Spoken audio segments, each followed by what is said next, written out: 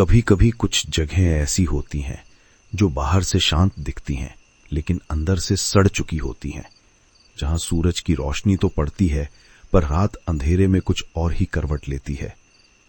कच्छ के सूखे इलाके में समंदर से कुछ मील दूर एक गांव है नलिया, सदियों पुराना, मिट्टी के घरों वाला, शांत, और फिर भी कोई वहां रात को नहीं रुकता। लोग कहते हैं रात में वहां रुकने वाला सुबह नहीं लौटता। नलिया गांव का नाम आज भी गुजरात के बुजुर्गों की जुबान पर है। कभी ये गांव व्यापारियों का ठिकाना था, कपड़े, मसाले, ऊंटों के कारवां और समुंदर से आने वाले सौदागर। गांव के बीचों बीच थी एक बड़ी हवेली, लक्ष्मीचंद शाह की हवेली। लक्ष्मीचंद एक अमीर व्यापारी था जो कच्छ के तटीय इलाकों से घी और मसाले विदेशों तक भेजता था। उसकी पत्नी सुरेखा बहुत धार्मिक थी और उनकी एक छोटी बेटी थी, राधा। राधा को गांव के सब लोग मानते थे क्योंकि वो मासूम थी, सबकी मदद करती थी और हमेशा झूला झूलती रहती थी। वो हवेली के सामने लगे नीम के पेड़ पर झूला डालती और घंटों वहां खेलती। लेकिन कहते हैं कभी कभी सबसे शांत दिखने वाली जगह ही सबसे गहरी होती हैं। वो दिन था सावन की आखिरी अमावस्या का। बारिश बंद हो चुकी थी पर हवा में अजीब सी ठंडक थी। उस रात गांव के कई लोगों ने कुछ सुना, हवेली की ओर से चीखें और फिर सन्नाटा। सुबह जब लोग वहां पहुंचे तो देखा लक्ष्मीचंद, सुरेखा और राधा तीनों मरे पड़े थे, पर घर का दरवाजा अंदर से बंद था। न खिड़की टूटी थी न ताले। सबने सोचा जहर खाया होगा, आत्महत्या की होगी, पर जब पंडितों ने शवों को देखा तो पता चला किसी के गले पर उंगलियों के निशान थे और दीवार पर किसी ने खून से लिखा था, वो लौटेगी। उस हादसे के बाद धीरे धीरे गांव बदल गया। लोगों ने हवेली से दूर रहना शुरू कर दिया। कहा जाता है रात को वहां दिए अपने आप जल उठते हैं। कभी किसी को झूले की आवाज सुनाई देती, कभी किसी को किसी बच्चे की खिलखिलाहट। एक बार गांव का एक चरवाहा भूपत रात में अपने मवेशी खोजते हुए वहां चला गया। सुबह उसके ऊंट लौट आए लेकिन भूपत कभी नहीं मिला।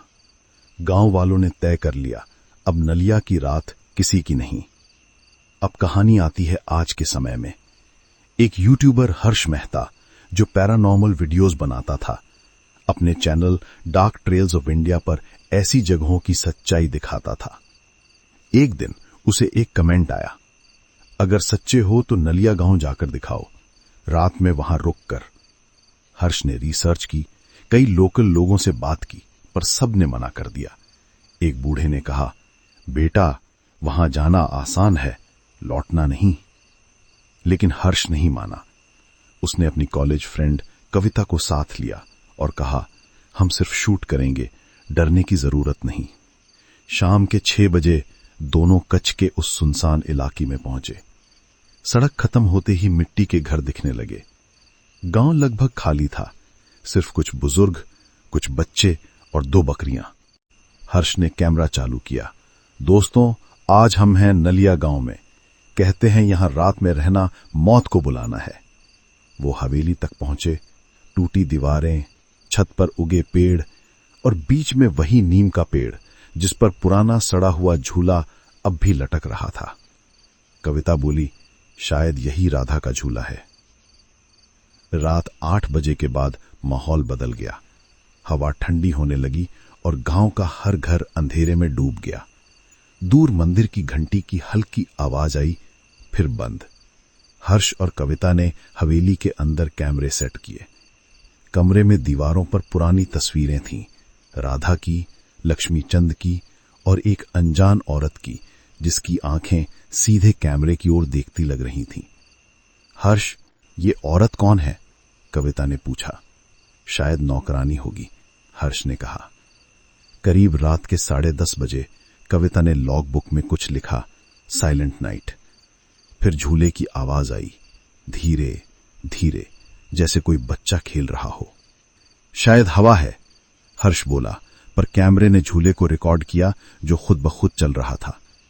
कुछ देर बाद एक बच्चे जैसी हंसी सुनाई दी और फिर झट से हवेली का दरवाजा अपने आप बंद हो गया। कविता चिल्लाई, हर्ष, दरवाजा बंद हो गया। हर्ष ने दरवाजा खोलने की कोशिश की पर ताला बाहर से जड़ गया था।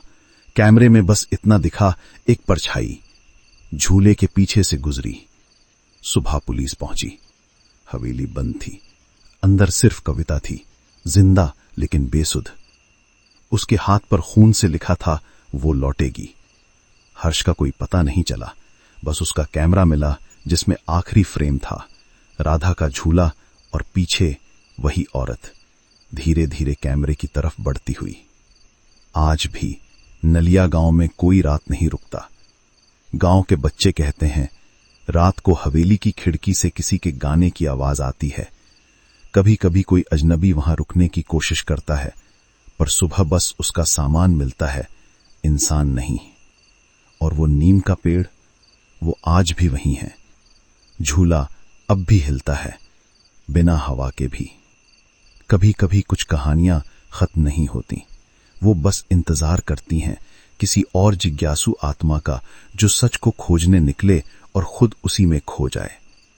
अगर आप कभी नलिया जाएं और रात को हवेली के पास झूले की आवाज सुने, तो पलट कर मत देखना, क्योंकि शायद कोई आपकी ओर देख रहा हो। नलिया गांव, जहां रात का मतलब है वापस ना लौटना।